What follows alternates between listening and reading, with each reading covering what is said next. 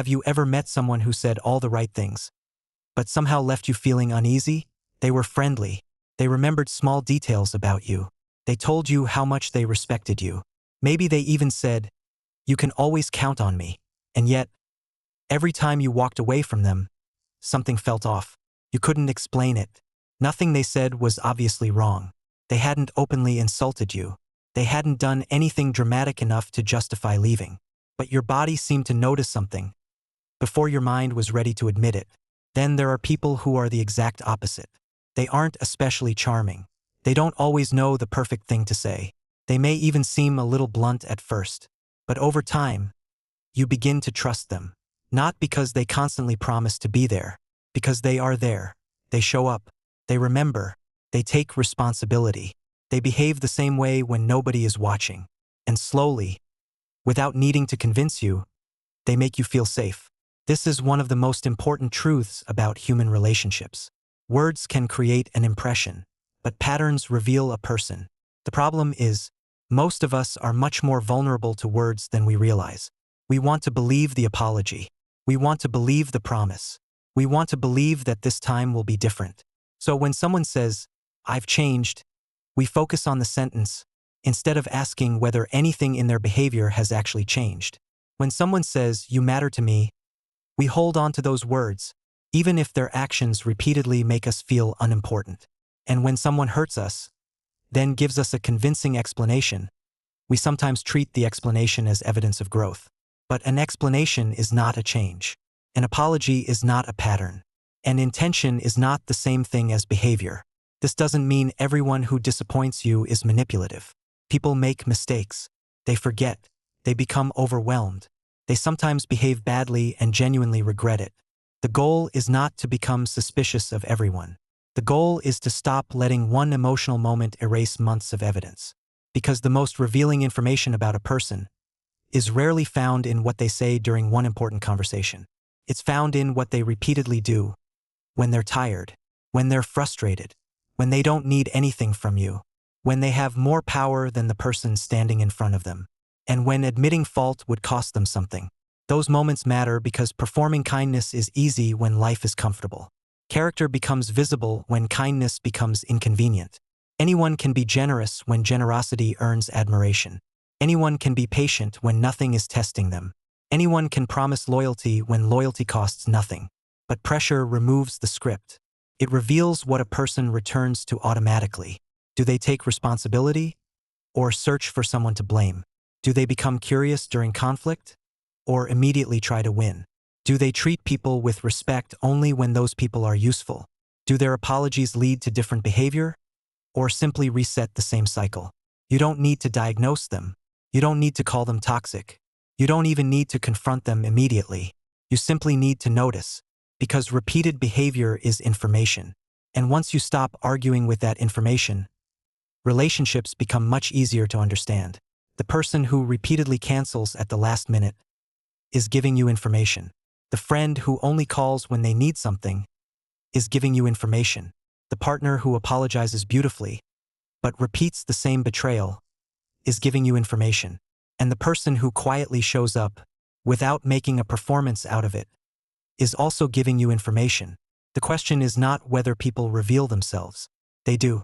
The real question is, why do we keep believing their words after their behavior has already told us the truth? Why do we keep believing words even after someone's behavior has contradicted them?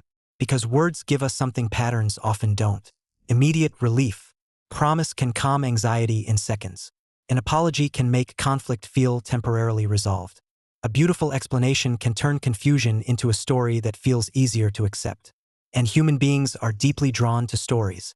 We don't just want to know what happened. We want what happened to make sense.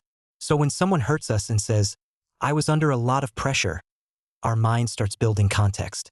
Maybe they were overwhelmed. Maybe they didn't mean it. Maybe this isn't who they really are. Sometimes that's true.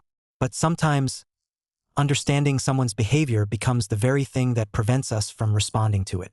We confuse empathy with trust. We think that because we understand why someone acted badly, we should continue giving them the same access to us. But understanding explains behavior. It does not automatically make that behavior safe. You can understand why someone lies and still decide not to rely on them. You can understand why someone avoids responsibility and still stop sharing important things with them. You can understand their childhood, their fear, their insecurity, and still recognize that being close to them costs you more than it gives back. Compassion does not require unlimited access. That's a distinction emotionally mature people understand very well.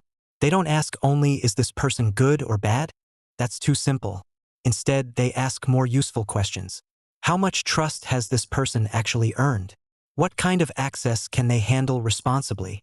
Which parts of my life are safe to share with them? This is where patterns become more important than labels. You don't need to decide that someone is a terrible person. You only need to recognize what role their behavior qualifies them for. Maybe they're enjoyable at parties, but unreliable in a crisis.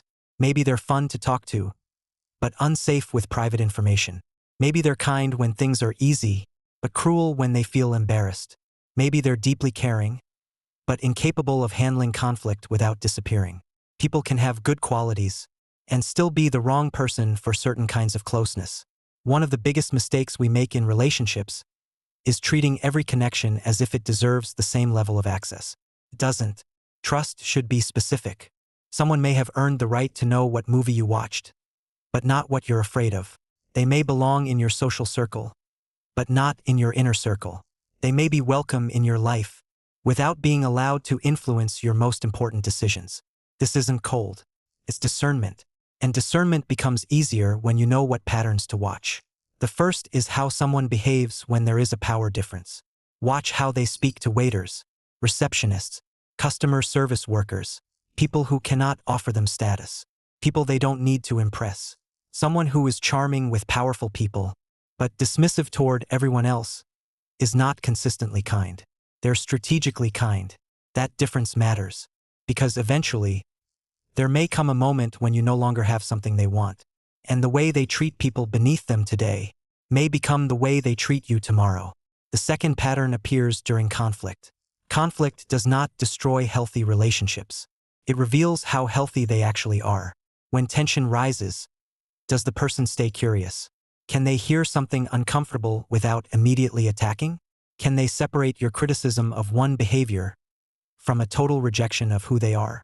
Or do they change the subject, punish you with silence, bring up your past mistakes, make themselves the victim, try to win instead of understand? Anyone can seem emotionally mature when everyone agrees with them. Disagreement is where emotional maturity becomes visible. Pay attention to whether conflict leads to clarity or confusion. Healthy conflict may feel uncomfortable, but afterward you usually understand each other better. Unhealthy conflict leaves you questioning your memory, your intentions, or whether you were even allowed to have a problem in the first place. The third pattern is what happens after an apology. This may be the most important one. A sincere apology has three parts: recognition, responsibility, change. Recognition means they understand what they did. Responsibility means they don't make you carry the blame for it. And change means their future behavior reflects what they claim to learn. Without change, an apology is only emotional maintenance. It repairs the moment without repairing the pattern. Some people become extremely skilled at apologizing. They know exactly what to say. They cry, they explain, they promise. And because the apology feels emotionally powerful, we assume something meaningful has happened. But months later, the same behavior returns. Then the same apology returns. And the cycle begins again. At that point, the apology is no longer evidence of growth. The repetition is the evidence. This is why mature people don't measure sincerity by emotional intensity. They measure it by behavioral follow-through. They don't ask, did the apology sound genuine? They ask, did anything become different afterward? Because real remorse has consequences. It changes routines, creates boundaries, it repairs damage, it becomes visible. And when nothing changes, you don't need another explanation. You already have a pattern. One of the biggest misconceptions about emotionally intelligent people is that they're ruthless, that they simply cut people off the moment they notice a red flag. In reality, most emotionally mature people do something much quieter. They don't immediately remove people from their lives. They reorganize them. Think of your relationships as different circles. At the very center are the people who know your fears, your dreams, the parts of yourself you don't show everyone else.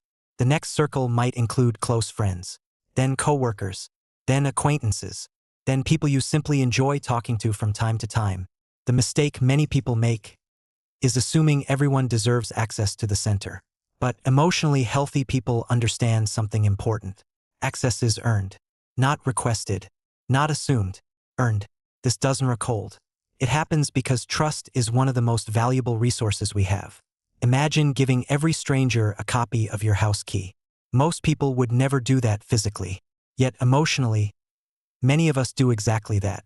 We share deeply, trust quickly, forgive repeatedly, and then wonder why we keep getting hurt. Emotionally intelligent people move much more slowly. They don't ask, "Do I like this person?" They ask, "Has this person consistently shown me they can handle trust?" Those are very different questions. Liking someone is emotional. Trusting someone is evidence-based. One can happen in a day. The other requires time. This is why mature people rarely make dramatic announcements. They don't usually send long messages explaining why the friendship is over. They don't post cryptic quotes online. They don't feel the need to prove someone was toxic. Instead, they quietly adjust the relationship. They stop sharing personal struggles. They stop depending on that person. They lower expectations. The relationship changes without unnecessary conflict. From the outside, it may look like nothing happened. But internally, everything changed. Because boundaries aren't walls. They're filters. They don't exist to punish other people. They exist to protect your peace. And perhaps that's one of the biggest signs of emotional maturity. You stop trying to change people and start changing the amount of access they have to your life. Some people are wonderful to laugh with, but not safe enough to cry with. Some people are reliable coworkers, but not trustworthy confidants. Some people are enjoyable in small doses, but emotionally exhausting over long periods of time. Accepting these differences isn't judgment, it's clarity. There's another reason this matters. When we refuse to adjust our relationships, we often begin adjusting ourselves instead. We become quieter, more anxious, more careful about what we say. We constantly monitor the room, trying to avoid conflict. Over time, we stop feeling like ourselves, not because someone directly changed us, because we slowly abandoned parts of ourselves to keep a relationship alive. Healthy relationships ask for honesty. Unhealthy relationships often ask for performance. The more you have to perform, the less safe you usually feel. That finding perfect people. Perfect people don't exist. The goal is finding people whose patterns consistently make your nervous system feel calm, rather than constantly alert. Because relationships shouldn't only make you happy. The healthiest ones make you feel safe. And safety creates something remarkable. It allows you to become more of who you already are, instead of less. So if patterns tell us the truth, why do so many of us ignore them? The answer has very little to do with intelligence, and almost everything to do with hope. Human beings are wired to believe in potential. We don't just see people as they are. We see who they could become. We imagine the future version of them, the version that keeps their promises, the version that finally understands us, the version that apologizes and actually changes. Sometimes that future arrives. People do grow. People do heal. People do become better. But growth is something you observe, not something you assume. One of the hardest lessons adulthood teaches us is that love, hope, and understanding cannot replace evidence. You can love someone deeply and still recognize that they repeatedly make your life more painful. You can understand someone's trauma and still admit that being close to them is hurting you. You can forgive someone without giving them unlimited access to your future. Forgiveness and trust are not the same decision. Many people confuse the two. Forgiveness is something you do for your own peace. Trust is something another person rebuilds through consistent behavior, time after time, moment after moment, choice after choice. This is why emotionally mature people become patient observers. They don't rush to label people. They don't rush to judge. But they also don't rush to trust. Instead, they allow reality to introduce the person standing in front of them. Not the promises, not the charm, not the potential. Reality. And reality is always found in repetition. Think about the people who have made you feel safest in your life. Chances are, They weren't the loudest. They weren't the most charismatic. They probably weren't constantly telling you how loyal they were. They simply kept showing up. Again, and again, and again. Trust wasn't built in one unforgettable moment. It was built through hundreds of ordinary moments. A returned phone call, a kept promise, an honest conversation, a difficult apology followed by real change. Tiny actions, repeated over time, became certainty. That's what patterns do. They remove the need to guess. Perhaps that's the real message of this video. Not that you should become more suspicious, but that you should become a better observer. Pay less attention to impressive words and more attention to ordinary behavior. Because ordinary behavior is where character lives. The truth is, people are constantly telling you who they are. Not with speeches, not with promises, not with perfect explanations, but with the choices they make every single day. And once you begin paying attention to those choices, relationships become much simpler. Some people will naturally move closer to you. Others will quietly move further away. Not because you became colder, but because you became clearer. At the end of the day, protecting your peace isn't about building higher walls. It's about building better filters. Because your attention is limited. Your emotional energy is limited. Your time is limited. Those are some of the most valuable things you will ever own. Spend them on people whose actions consistently make your life feel safer. Not just people whose words make you feel good for a moment. Because in the end, people always show you who they are. The only question is, will you believe the promise, or will you believe the pattern? If you enjoyed this video, consider subscribing to True Persona for more insights into the psychology of modern life. And before you go, tell me in the comments, have you ever ignored someone's pattern because you wanted to believe their words?